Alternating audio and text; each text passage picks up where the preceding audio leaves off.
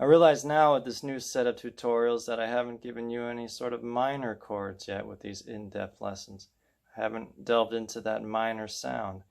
And I wrote in a live stream yesterday to answer a person who wrote in with a question having trouble changing chords. The similarities between E and the A minor.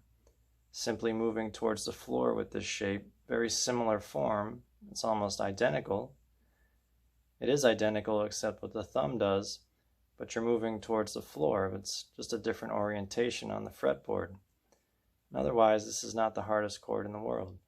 Taking this shape that we learned previously and simply moving it downwards. Okay? This chord is not that challenging, so you should rest assured that it's not going to give you too much problems, but we're going to get specific on what to do. So with that in mind, with the similarities in mind, take your first finger here, press down on the second fret. Take your first finger, press down on the second string on the first fret. So that's your first fret on the second string, your B string, with the first finger, your index, like this.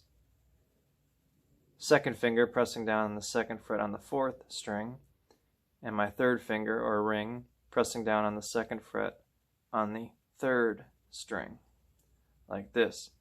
So you notice, just like with the E chord, it's kind of tucked underneath and you can't get right close to the fret with that second finger. Now, the more advanced player is going to be muting the thickest string with the thumb because we don't play that. Alright, so very similar to the E. Notice the E, the thumb is not involved, it's hanging back here. The A minor, the thumb creeps in. So I'm going to show you the problem areas that may occur with this, with the individual notes. So I mentioned how you don't play the thickest string, so this is the note A, the fifth string played open. This shouldn't give you too many problems unless that second finger, somehow the nail manages to get way up here, but I don't think that's the case on a guitar with a regular kind of neck to it. That's our fourth string. That should be okay, just make sure you're tucked right behind the fret as much as possible. Third string. Now this note here, second string, thing with that is you want to make sure you're pressing down just hard enough, but not harder than you need to. You don't want this deadened note, you want. And now our thinnest string, skinny string.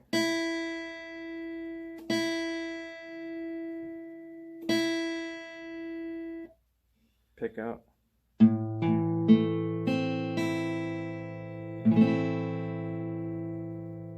So it's a great sounding chord, this one, A minor.